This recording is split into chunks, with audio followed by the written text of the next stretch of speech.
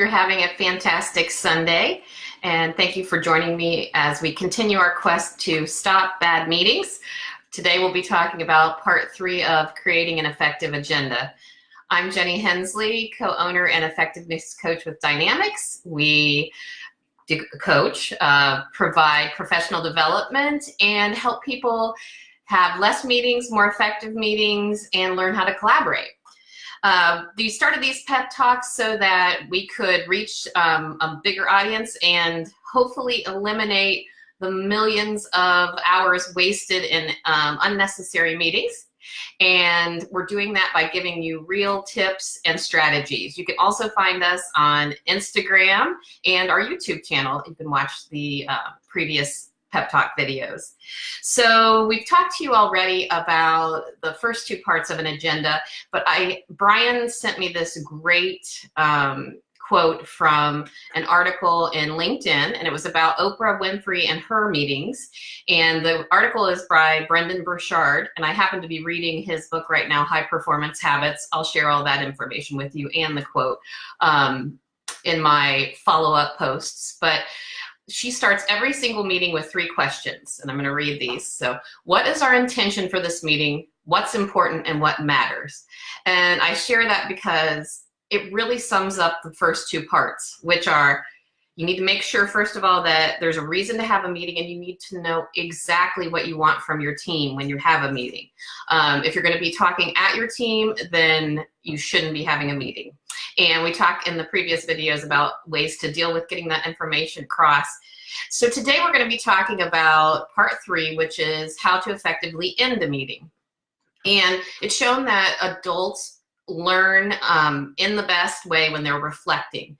And so I suggest that as you've created your agenda, and now we've been through it, you have your 3 to 5 agenda items, you have a process for every agenda item, you create a reflection activity to end the meeting. So one that we'll share, and I'll share this for you, but one we use, and there's tons you can use, is 3, 2, 1.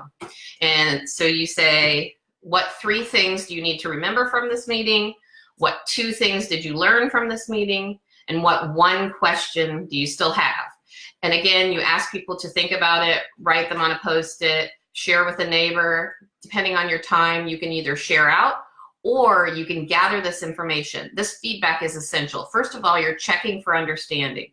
You're making sure that people understand exactly what you wanted them to get out of the meeting, and that you're getting the information you need to get.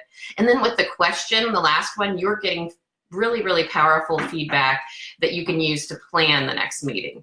So again, it's called 3, 2, 1, super simple. You can change the 3, change the 2, and change the 1. So 3 things I learned, 3 questions I have, and 1 thing I want you to know.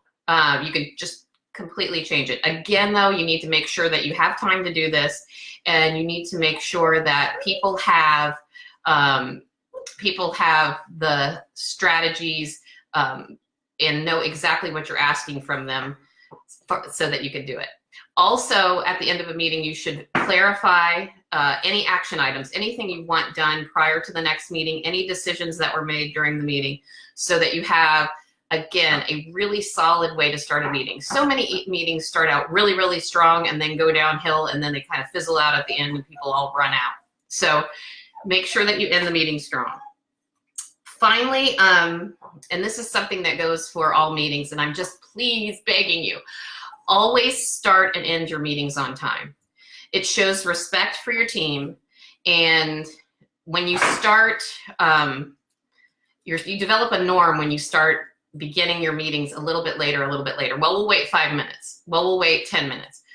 People learn you're not respecting the people who are there on time, and people learn, oh, okay, we don't need to be there until 5 or 10 after. Slowly it starts continuing and continuing.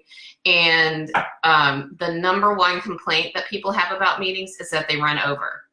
When a meeting runs over, you're simply not respecting the time of your teammates or your team members.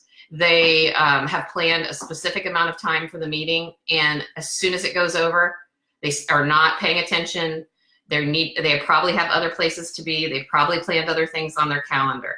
So I just beg you, the #1 thing to make sure that you stay on your agenda is to always start and end on time. Now, I say always.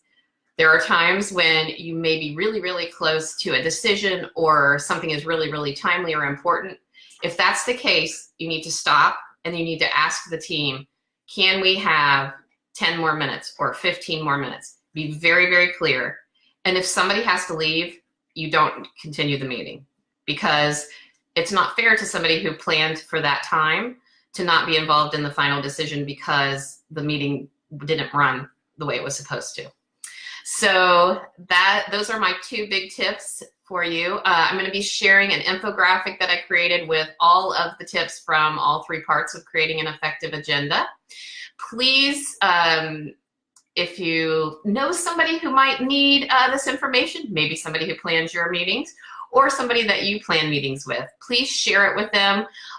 Also, any questions you have, please post those in the comments or in a message to me. We'll be dealing with as we go, and we will see you next Sunday for our pep talk. And also #StopBadMeetings, because we want to start a revolution and we want to only have effective meetings and have less of them. Have a wonderful Sunday. Thank you so much for watching.